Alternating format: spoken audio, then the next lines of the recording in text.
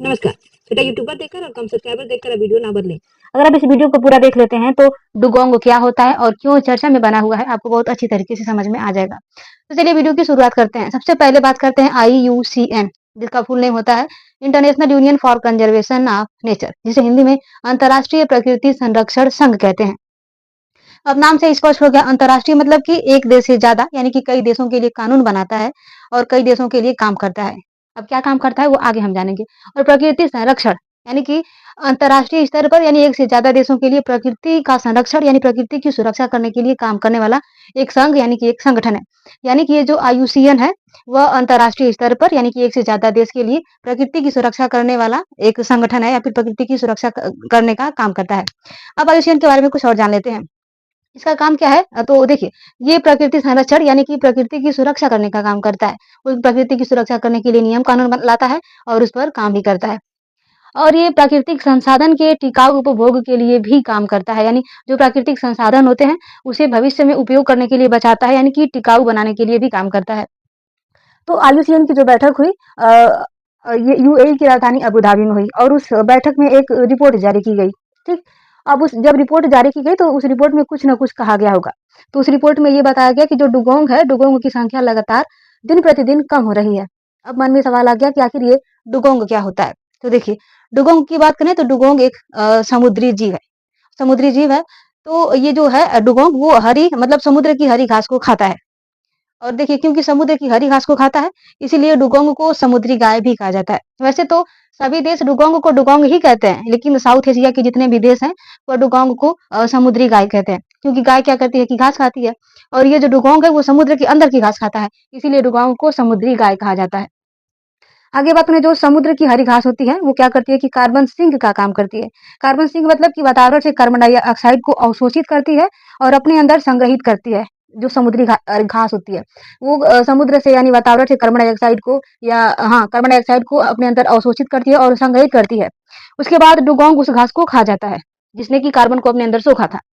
उसके बाद जब वो घास डुगोंग को खा लेती है, उसके बाद फिर नई घास उगती है। फिर नई घास क्या करती है, फिर वातावरण से कार्बन डाइऑक्साइड को अवशोषित करती है, अपने अंदर संग्रहित करती है। उसके बाद फिर उस घास को फिर डुगोंग खा लेती है। यानी कि जो डुगोंग है वो हमारे वातावरण से कार्बन डाइऑक्साइड को कम करने में एक महत्वपूर्ण भूमिका निभाता है।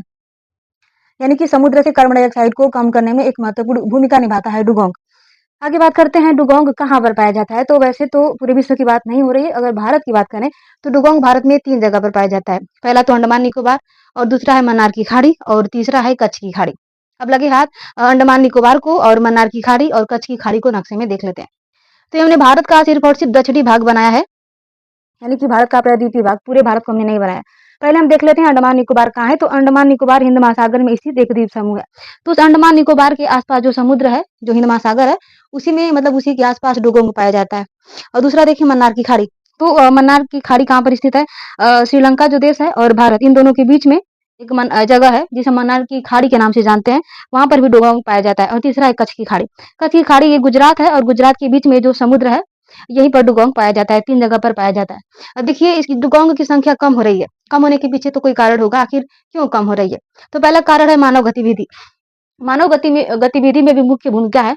मानव जब मछली पकड़ने के लिए जाल डालता है, तो उस जाल में मछली आए या ना आए, मतलब मछली भी आती है, लेकिन बहुत सारे डुगोंग फंस जाते हैं और जब तक बाहर आते हैं उन्हें निकालने की कोशिश की जाती है, तब तक वे मर जाते हैं डुगोंग। और दूसरा है तटीय अपरदन, यानी तट का जब अपरदन होता है उसकी वजह से भी डुगोंग की संख्या लगातार कम होती है।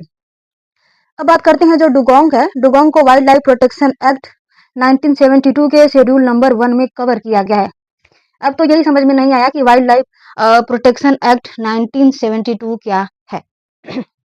बात करते हैं वाइल्ड लाइफ प्रोटेक्शन एक्ट 1972, ये काम क्या करता है। तो देखिए, इसका काम ये है कि जो जानवर है, कोई भी जानवर हो सकता है, या फिर कोई पक्षी है, या फिर कोई पौधा है, किसी जानवर या पक्षी या किसी पौधे के लिए काम क्या करता है कि उसके लिए कानून बनाता है कि उसका शिकार ना हो और ना ही उसका व्यापार हो। मतलब कि कोई देश या फिर कोई इंसान उसका ना शिकार करे और ना ही शिकार करके उसका व्यापार करे, किसी देश में ना बेचे, और ना ही चिड़िया घर वगैरह में कहीं भी ना बेचे। मतलब कि शिकार को और व्यापार को रोकने का काम करता है। जिस भी जीव को वाइल्ड लाइफ प्रोटेक्शन एक्ट 1972 के अंदर कवर कर दिया जाता है, मतलब उसके अंदर शामिल कर दिया जाता है, उस जीव का कोई भी ना शिकार कर सकता है और ना ही व्यापार कर सकता है। और साथ ही वो क्या करता है, वाइल्ड लाइफ प्रोटेक्शन एक्ट उस जीव के लिए आवास बनाने का काम करता है, आवासों का प्रबंधन करता है। तो जिस जीव को वाइल्ड लाइफ प्रोटेक्शन एक्ट 1972 के शेड्यूल 1 में रखा जाता है, मतलब उस जीव को रखा जाता है जो कि लुप्त प्राय है।